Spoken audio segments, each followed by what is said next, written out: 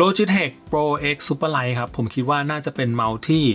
มีรูปทรงที่ถูกโคลนมากที่สุดในโลกแล้วล่ะเพราะว่าอะไรผมคิดว่าน่าจะเป็นเพราะรูปทรงเขามีความแบบใช้งานง่ายนะครับมีความเข้าถึงใครหลายๆคนนะครับเป็นรูปทรงสมมาตรที่ผมคิดว่ารูปทรงนี้น่าจะเรียกเป็นรูปทรงในตำนานแล้วล่ะนะครับเพราะว่ามีหลายๆแบรนด์นะครับได้ Copy เลยใช้คำว่า Copy เลยนะครับ Copy รูปทรงนี้ไปพัฒนาเป็นเมาส์ของตัวเองครับซึ่งคลิปวันนี้นะครับผมมีเมาส์อีก3ตัวนะครับที่นำรูปทรงของ Superlight นะครับมาพัฒนาเป็นเมาส์ของตัวเองนะครับแน่นอนครับคลิปนี้ไม่ได้มีสปอนเซอร์นะครับเพราะฉะนั้นผมจะวิจารณ์ตามตรงนะครับแล้วก็เล่าความรู้สึกที่ผมได้ทดลองใช้งานเมาส์ทั้ง4ตัวนี้นะครับว่าตัวไหนเด่นเรื่องอะไรตัวไหนมีคุณภาพยังไงนะครับแล้วก็ตัวไหนมันเหมาะกับเพื่อนๆครับ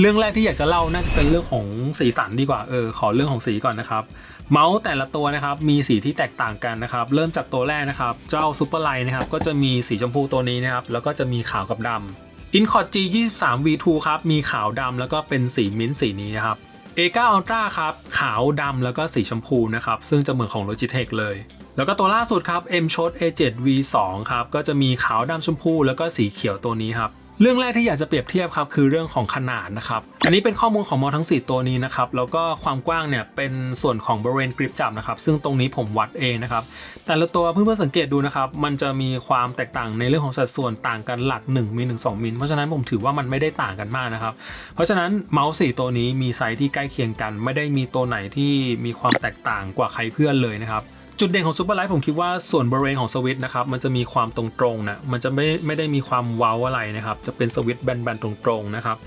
ซึ่งเจ้า ATK A9 กับ M-Shot นะครับจะมีความตรงเหมือนกันนี่นะครับมีความตรงเหมือนกันยกเว้น InCord G23 ครับจะมีความเว้านิดๆนะครับตรงนี้จะมีความเว้านิดๆเวลาวางนิ้วไปเราจะรู้สึกได้เลยว่านิ้วเรามันจะมีความซัพพอร์ตนิดๆนะครับซึ่งตัวนี้จะแตกต่างกว่าใครเพื่อนครับต่อไปเรื่องของน้ำหนักครับข้อมูลตามนี้เลยนะครับแล้วก็ช่างจริงประมาณนี้เลยนะครับสังเกตว่ามีความแตกต่างกันพอสมควรนะครับซึ่งน่าแปลกนะครับเมาส์ที่หนักที่สุดนะครับกับเป็นเจ้า Superlight 2นะครับ Superlight 2มีความหนักที่สุดนะครับแล้วก็เจ้า G23 นะครับจะมีความเบาที่สุดแต่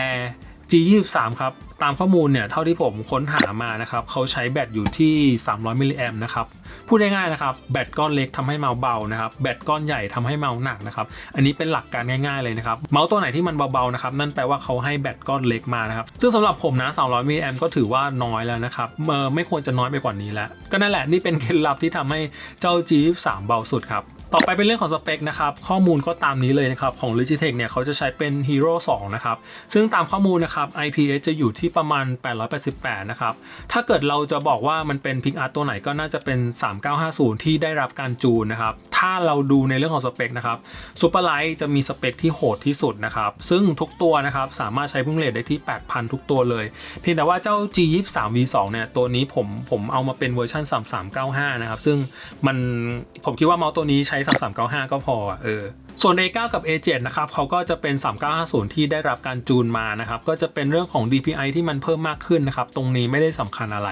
ต่อไปเรื่องนี้ก็สำคัญเหมือนกันครับคือเรื่องของสวิตช์นะครับทั้ง4ตัวนี้ใช้สวิตช์แตกต่างกันเล็กๆนะครับเริ่มที่ Superlight ก่อน Superlight ตัวนี้เขาใช้เป็นสวิตช์ไฮบริดนะครับซึ่งเวลาเราตั้งค่าในซอฟต์แวร์เนี่ยเราสามารถเลือกโหมดการทำงานได้ว่าจะให้เขาใช้เป็นไฮบริดหรือจะใช้เป็นออปติคอลนะครับซึ่งจุดนี้ผมคิดว่าน่าจะเป็นเรื่องของการประหยัดพลังงานนะเพราะว่าไฮบริดเขาจะเขียนไว้เลยว่า power saving นะครับก็จะใช้แบตน้อยลงนะครับส่วนออปติคอลก็อาจจะกินแบตมากขึ้นแต่ก็อาจจะให้ฟีลการส่งสัญญาณที่รวดเร็วมากยิ่งขึ้นอะไรประมาณเนี้ยผมคิดว่าสายจริงจังเกมมิ่งก็ใช้ออปติคอลไปเถอะนะครับไม่ได้แตกต่างอะไรกันเท่าไหร่สวิตช์ไลท์ฟอร์ตัวนี้มีความแหลมๆคมๆนะครับมีความนิ่งนะครับ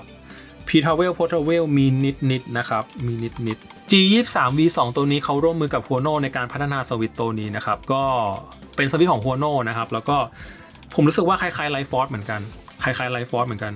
มีความนิ่งนะครับมีความนิ่งคล้ายๆ Light Force เลย P-Travel Portable คล้ายๆ Light Force เลยนะครับตัวนี้คล้ายๆ Logitech ส่วน2ตัวนี้นะครับ ATK A9 Ultra กับ A7 Ultra V2 นะครับตัวนี้ใช้เป็น Omron Optical เหมือนกันนะครับเพียงแต่ของ A9 เขาจะมีการจูนนะครับ ATK เขาจะเอาไปจูนนิดๆนะครับแต่โดยรวมมันก็เป็น Omron เป็น Omron นะครับมีความนิ่งๆทั้งคู่แต่ผมรู้สึกว่า ATK ใช้แรงในการกด น้อยกว่านิดนึงใช้แรงในการกดน้อยกว่านิดนึงแต่จริงๆนะออมนอลอาร์ติเคิลผมรู้สึกว่าชอบกว่า2ตัวเนี้ยชอบกว่าไลฟ์ฟอร์สของ Logitech อ่ะคือมันจะมีความคมมากกว่ามันจะมีความนิ่งมากกว่ามีความแน่นมากกว่าอันนี้มันจะรู้สึกโปร่งๆหน่อยอ่ะมันจะรู้สึกโปร่งๆหน่อยส่วนตัวนะผมรู้สึกชอบสวิตช์ของ2ตัวนี้มากกว่านะ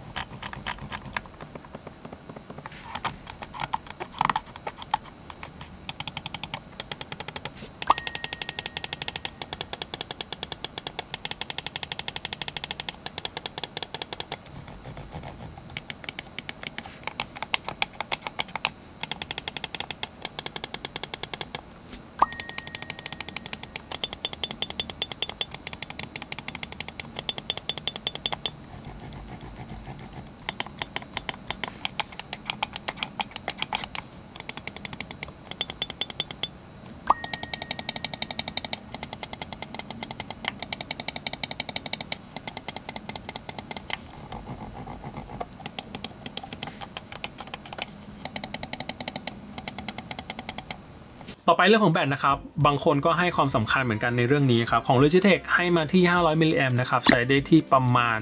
95ชั่วโมงครับซึ่งเอาจริงๆ500มิลลิแอมป์ถือว่าเป็นก้อนใหญ่นะครับแต่ผมก็แอบรู้สึกว่าเมาส์ตัวนี้น่าจะกินพลังงานพอสมควรนะครับเขาถึงใช้ได้ที่ประมาณ95ชั่วโมง G23 V2 ครับอย่างที่บอกตัวนี้ให้แบตน้อยที่สุดนะครับที่300มิลลิแอมป์นะครับใช้ได้ที่ประมาณ84ชั่วโมงครับ2ตัวนี้ครับให้มาที่500มิลลิแอมป์เหมือนของ Logitech นะครับแต่ตัวนี้ใช้ได้ที่150ชั่วโมงนะครับแล้วก็ตัวนี้130ชั่วโมงครับต่อไปเรื่องของฟีดเมาส์ครับอันนี้ก็เป็นสิ่งเล็กๆที่ผมให้ความใส่ใจเหมือนกันนะครับของ Superlight จะให้เป็นฟีดผืนใหญ่นะครับซึ่งจะมีความคล้ายกับของ M-Shot A7 Ultra V2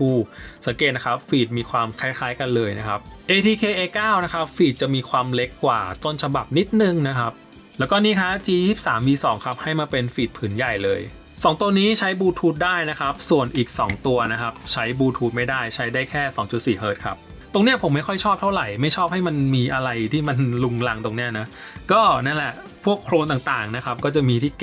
ก็บตัวรับนะครับ ATK A9 ก็มีเหมือนกันนะครับแล้วก็ InCOT จะไม่มีนะ InCOT จะไม่มีครับต่อไปเรื่องของแถมครับอันนี้ก็เป็นอีกหนึ่งส่วนที่ผมให้ความสำคัญเหมือนกันแล้วก็อยากจะให้เพื่อนๆช่วยผมดูนิดนึงนะครับเมาส์แต่ละตัวนะครับให้ของแถมในกล่องมาไม่เหมือนกันนะครับซึ่งอันนี้ผมคิดว่าสำคัญเหมือนกันเริ่มที่ Superlight ก่อนแล้วกันนะครับ Superlight ก็จะมีตัวเมาส์นะครับแล้วก็จะมีสายเคเบิลนะครับแล้วก็จะมีตัวต่อขยายสัญญาณนะครับพร้อมกับตัวรับที่เป็นตัวรับนาโนเล็กๆแบบนี้นะครับเนี่ยเพื่อนๆดูเพื่อนๆลองคิดดูตัวเนี้ยนะครับมันสามารถใช้งานพลังงานสูงสุดได้ที่ 8,000 นะครับอันนี้เพื่อนๆจำไว้ก่อนนะตัวเล็กแค่นี้นะครับสามารถเชื่อมต่อพลังงานสูงสุดได้ที่ 8,000 นะ InCOT ครับ InCOT ก็ให้เป็นตัวรับเล็กๆเหมือนกันนะครับนี่ของ InCOT นะครับพลังงาน 8,000 เหมือนกันนะครับแล้วก็ตัวต่อขยายสัญญาณนะครับมีคำว่า InCOT ซึ่งเจ้า G23 V2 จัดเต็มชิปเป่งเลยเพื่อนๆดูอย่างแรกนะครับจะมีกริปเทปเป็นลายเสือด้วยเท่มากนะครับเอาไว้ติดกับเมาส์4มิลนะครับแล้วก็จะให้ฟีดกระจกมาด้วยเพื่อนดูอันนี้เป็นฟีดกระจกนะครับของ InCOT เลยนั่นแหละ G23 จัดเต็มมากนะครับของแถมเพียบ A7 Ultra V2 นะครับก็เพิ่งออกสดๆร้อนๆเลยนะครับสีก็จะมีความพิเศษนิดนึงก็จะมีเคเบิลนะครับสีเดียวกับตัวเมาส์แล้วก็จะมีกริปเทปนะครับสีนี่จี๊ดมากนะครับแล้วก็ตัวรับนะครับ M-Shot ตัวรับตัวนี้นะครับตัวต่อขยายสัญญาณนะครับแล้วก็ตัวรับนาโนเล็กๆแบบนี้นะครับสังเกตนะครับ3แบรนด์เมื่อกี้นะครับเป็นตัวรับเล็กๆนาโนเหมือนกันหมดเลยนะครับแล้วก็รองรับพลังงานสูงสุดที่ 8,000 นะครับส่วนตัวผมรู้สึกว่าไอการที่เราจะใช้พลังงานสูงๆอ่ะการที่ตัวรับนาโนแค่นี้มันเพียงพอไหมมันมีความน่าเชื่อถือไหมส่วนตัวผมรู้สึกไม่ค่อยไว้ใจเท่าไหร่ใช้คำนี้ดีกว่าไม่ค่อยไว้ใจเท่าไหร่มาดูของ ATK A9 นะครับก็จะมีเคเบิลนะครับแล้วก็จะเป็นกริปเทปนะครับพร้อมกับฟีดอีก1ชุดซึ่งฟีดตรงนี้รู้สึกว่าน่าจะเป็นฟีดสายบาลานซ์นะผมไม่แน่ใจข้อมูลนะครับแต่มันเป็นฟีดแบบฟีดแดงอ่ะคิดว่าน่าจะต่างกับฟีดโรงงานเหมือนกันนะครับยังไม่ได้ลองใช้เหมือนกันนะครับแล้วก็ตัวรับเพื่อนๆ ATK ให้ตัวรับ 8K แบบนี้มานะครับนี่ตัวรับ 8K นะครับซึ่งเพื่อนๆลองดูภาพนี้นะครับเป็นภาพภายในตัวรับตัวนี้นะครับแล้วก็อยากจะให้เพื่อนๆลองวิเคราะห์ดูนะครับระหว่างตัวรับใหญ่ๆแบบนี้นะครับที่ข้างในมีแผงวงจรกับตัวรับนาโนแบบนี้นะครับอันไหนมีความน่าเชื่อถือกว่ากันเพื่อนตัดสินใจเองเลยนะครับอันไหนมีความน่าเชื่อถือกว่ากัน สุดท้ายครับคือเรื่องของราคาครับอันนี้เป็นราคาของทั้ง4ตัวนี้นะครับซึ่งเป็นราคาของ Official นะครับสำหรับ Logitech นะอันนี้เป็นราคา Official นะครับมันก็อาจจะแรงกว่าเพื่อนนิดนึงแต่ก็จะมีเรื่องของประกันไทยถูกไหมครับมีเรื่องของประกันไทยส่วนอีก3ตัวนะครับราคาใกล้เคียงกันนะครับ 1,800 1,900 2,000 นะครับซึ่งทั้ง4ตัวนี้ผมปักตะกร้าไว้ใต้คลิปนี้แล้วนะครับสนใจตัวไหนก็ไปสอยได้เลยซึ่งคลิปนี้ผมคงจะไม่ตัดสินนะครับว่าตัวไหนมันดีที่สุดแล้วเพื่อนๆควรจะซื้อตัวไหนผมคงจะไม่พูดอย่างนั้นนะครับก็ผมเอาข้อมูลมาให้เพื่อนๆดูแล้วกันแต่ละตัวมันก็อาจจะมีความดีที่แตกต่างกันเริ่มจากซูเปอร์ไลท์ก่อนคือซูเปอร์ไลท์นะครับมันเป็นเมาส์ที่โปรเพลเยอร์ใช้เยอะมากที่สุดในโลกในความเห็นของผมนะโปรเพลเยอร์ใช้เยอะมากที่สุดในโลกนะครับแล้วก็งานวาโลล่าสุดที่ปารีสอ่ะก็ผมสังเกตนะก็มีแต่คนใช้ซูเปอร์ไลท์เนี่ย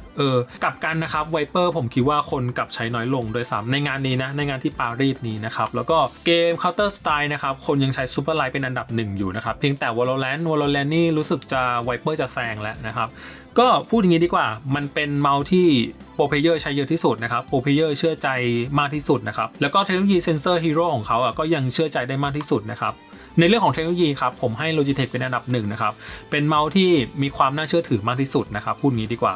InCord G23 V2 นะครับในบรรดาทั้ง4ตัวเนี่ยผมรู้สึกว่า InCord จะมีความแตกต่างมากที่สุดในเรื่องของรูปทรงนะคือผมรู้สึกว่ามันเป็นเมาส์ที่เป็นทรง G Pro แต่ก็แอบจิกตัวเมาส์ได้ดีที่สุดอ่ะคือคนที่จับแบบคอกริปอ่ะคิดว่าจับตัวเนี้ยจะรู้สึกแตกต่างกับอีก3ตัวที่เหลือมากแล้วก็เรื่องของน้ำหนักที่มันมีความเบามากที่สุดนะแต่ก็ต้องบอกว่าเขาใช้แบตก้อนเล็กนะครับแล้วก็เวอร์ชันที่ผมเอามารีวิวเนี่ยมันเป็น3395นะครับซึ่งผมคิดว่าตัวนี้3395ก็พอไม่ต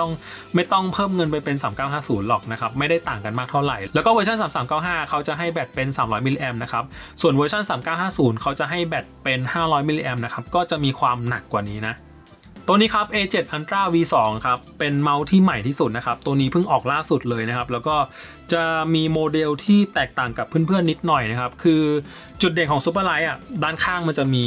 นจะมีสันตรงเนี้ยนิดนึงเพื่อนๆลองสังเกตดิซูเปอร์ไลท์นะครับตรงนี้มันจะมีความนูนๆนิดนึง2ตัวนี้ก็มีความนูนเหมือนกันแต่ A7 Ultra V2 นะครับตรงนี้จะไม่มีความนูนตรงนี้จะมีความเรียบไปเลยนะครับก็นั่นแหละเขาจะเป็นเมาส์โมเดลใหม่นะครับจะไม่ได้มีความโครน3ตัวที่เหลือเท่าไหร่นักนะM-Shock ตัวนี้ผมรู้สึกว่าจะมีความเบสิกที่สุดเลยจะมีความธรรมดาที่สุดเลยไม่ได้มีความโดดเด่นแบบอีก3ตัวที่เหลือจะว่าเทคโนโลยีใหม่สุดไหมก็อาจจะไม่ใช่จะว่าสวิตช์มีความแตกต่างไหมก็อาจจะไม่ใช่จะว่าน้ำหนักเบาที่สุดไหมก็อาจจะไม่ใช่ผมรู้สึกว่ามันมีความธรรมดามากๆเลยจุดเด่นก็น่าจะเป็นเรื่องของความใหม่ของเขามั้งเพร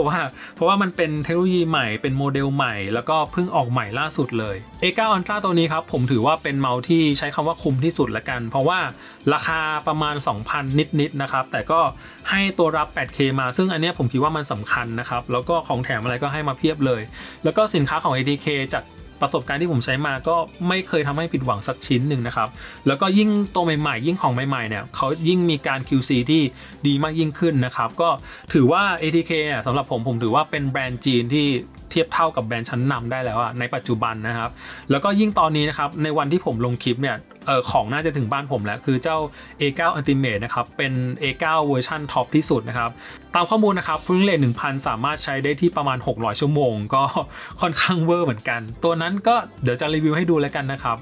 บแล้วก็จริงๆมีตัวนี้อีกตัวนะครับ M-Shock A7 Ultra RE นะครับพูดง่ายๆคือมันโคลนไอ้เจ้า Superlight Deck นะเป็น Superlight ทรงมือขวานะครับสังเกตพื้นจะมีความเอียงๆหน่อยนะครับมีความนูนๆอ้วนๆหน่อยก็ตัวนี้ผมคงจะไม่รีวิวนะครับเพราะว่าความสามารถมันก็เหมือนกับเจ้า A7 ตัวปกตินั่นแหละนะครับเพียงแต่ว่ารูปทรงจะเป็นโคลนเจ้า Superlight Deck นะสำหรับคนที่อยากจะใช้ Superlight Deck นะครับแต่คิดว่ามันอาจจะราคาสูงไปก็มาดูตัวนี้แล้วกันเป็นตัวที่บัดเจ็ตอีก1ตัวนะครับปักตะกร้าไว้แล้วนะครับรูปทรงมันจะมีความเป็นมือขวานะแล้วก็จะมีความอ้วนๆใหญ่ๆเหมือนกันนะครับเหมาะกับคนมือใหญ่มากๆผมจับเมาส์ตัวนี้โคตรเต็มไม้เต็มมือเต็มมากๆเลยด้วยรู้สึกว่าเป็นเมาส์ตัวหนึ่งที่อ้วนแล้วก็ใหญ่เหมือนกันนะครับก็ลองดูแล้วกันนะครับเพื่อนๆหลายคนถามผมเหมือนกันนะว่าชอบรูปทรงตัวไหนมากกว่ากันนะครับระหว่าง Superlight กับ Viper นะครับซึ่งมันเป็น2รูปทรงที่ยอดฮิตผมก็ต้องตอบตามตรงว่าผมชอบ Viper มากกว่าคือส่วนตัวเป็นคนที่ชอบเมาส์ออกแนวแบนๆหน่อยนะครับ Superlight มันจะมีความอ้วนไปนิดนึงนั่นแหละฮะคลิปนี้ก็จัดให้ตามคำเรียกร้องนะครับสำหรับคนที่ชอบทรง Superlight